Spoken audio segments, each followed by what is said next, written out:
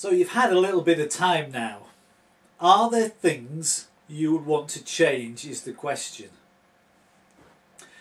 In the Message version of the Bible, in Matthew chapter 3 verse 1, we find John the Baptist saying, "Change your life, God's kingdom is here." In Matthew 4:12 we find these words. These come after Jesus has just got into his ministry, he's just starting to teach and preach and heal. We find these words, "This Isaiah prophesied sermon came to life in Galilee the moment Jesus started preaching." He picked up where John left off. Change your life, God's kingdom is here. I think this idea underpins our resolutions, be they at New Year or any other time. If I am seriously going to resolve to pray more, to read my Bible more, to lose weight, to get fit, then something has to change. I can make as many resolutions as I like, but as long as I continue to do the same thing, there will never be any difference. I have to change something. Not resolve to change, but actually change. And therein lies a bit of a difficulty, because the truth of the matter is that lots of people actually don't like change. And not liking change it's not something new. Jesus was probably one of the greatest change agents of all time. And yet we find these words in Luke chapter 8 verse 37, where Jesus has been preaching and teaching and healing. He's been doing his stuff for a while now. And Luke records that later a great many people from the Gerasene countryside got together and asked Jesus to leave. Too much change, too fast, and they were scared. So Jesus got back in the boat and set off. Think about that. People even rejecting the change that Jesus was trying to bring about. Too much change, too fast. And yet surely if anyone knows us well enough to know how much we have to change and when, it must be Jesus. The trouble is, if you are anything like me, we like to be comfortable. We like our routine. We like to know where we're going at any time. We like to know what we're doing. We like to know what the outcome will be. Let's be honest, when you get to my age, you like to know you will be in bed by midnight. You like to know that everything is fine and safe and comfortable. Luke, a little bit later on in his Gospels, records this in chapter 12 verse 49. He records Jesus saying, "I've come to start a fire on this earth. How I wish it were blazing right now. I've come to change everything. Turn everything right side up. How I long for it to be finished. Do you think I came to smooth things over and make everything nice? Not so." Our Christian experience was never meant to be a safe, comfortable ride. And if it's totally this, then something has to change. And so that change this year might be huge for you. It might be small. All I can guarantee is that the change won't be totally comfortable, but then it never is. Take something as safe, I guess, as getting fit.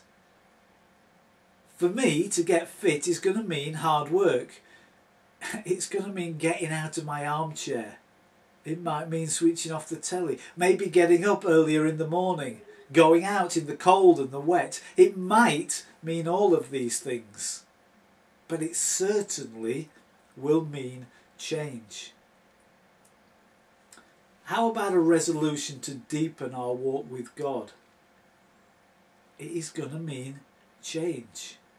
I'm being totally honest, it might mean huge change. You see, to deepen our walk with God means that we get to know him better. And as we get to know him better, we get to tap into his heartbeat. We get to understand what he is thinking. We get to hear his voice. And hearing his voice clearly may mean that he takes us in different directions. Maybe in a direction that is not so comfortable. It will mean that he encourages us, cajoles us, pushes us even to change. But we know God will only do this for what is better for us and for our world. At the end of the day, change is the essence of life. Being willing to surrender what you are for what you could become. I can't make you change.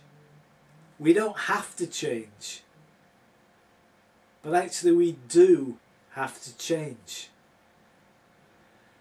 If Greenfinch had not changed during this past year, there would have been no youth intern employed. There would have been no Damien.